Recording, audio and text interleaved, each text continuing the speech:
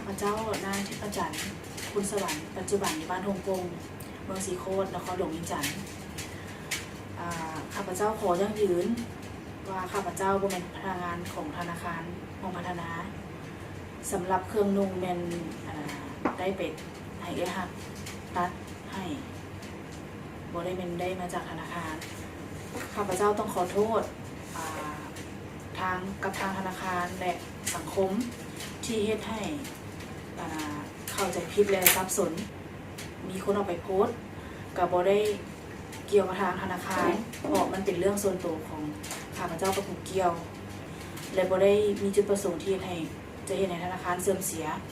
และขอโทษทางธนาคารและสังคมและลูกค้าทุกคนให้เข้าใจ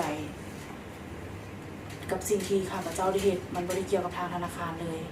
ต่อไปข้าพเจ้าจะบ่เฮ็ดให้ทางธนาคารเสื่อมเสียและการกระทำที่ข้าพเจ้าได้เฮ็ดมานั้นสิ่งที่ข้าพเจ้า